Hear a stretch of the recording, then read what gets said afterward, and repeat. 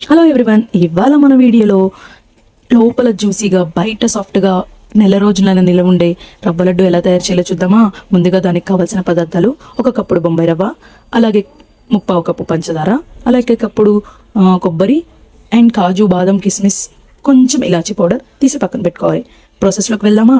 First కొబ్బరిని చిన్న చిన్న పీసెస్గా కట్ చేసుకొని ఒక గ్రైండర్ మిక్సీలో వేసుకొని గ్రైండ్ చేసుకోవాలి. గ్రైండ్ చేసి పక్కన పెట్టుకున్నాక ఒక ప్యాన్లో 1 టేబుల్ స్పూన్ నెయ్యి వేసి ఆ బొంబాయి రవ్వని గోల్డెన్ కలర్లోకి వచ్చేదాకా పచ్చి వాసన పోయేదాకా వేయించుకోవాలి. అది వేయించేటప్పుడు ఉందండి ఆ నెయ్యి వాసన, ఆహా, ఇల్లంతా వాసన వస్తుందండి.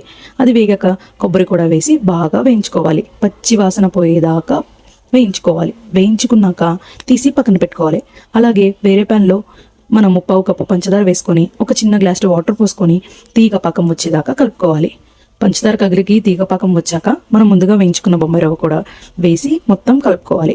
మొత్తం కలుపుకొని స్టవ్ ఆఫ్ చేసి మనకు గార్నిష్ కోసం కాజు, బాదం, కిస్మిస్ కూడా వేసి అలాగే కొంచెం ఇలాచీ పౌడర్ కూడా వేసి మొత్తాన్ని కలిపేయాలి. ఒక 5 మినిట్స్ ఆగి చల్లారాక చేతికి నెయ్యి రాసుకొని చిన్న చిన్న ఉండలుగా తయారు చేసుకోవాలి. ఇంకేముంది, మన రవ్వ లడ్డు రెడీ. టేస్టీగా చాలా బాగుందండి. మీరు కూడా ట్రై చేసి ఎలా ఉందో చెప్పండి. మన ఇంట్లో సంతోషం, మన వంటలు, మన మెమరీస్.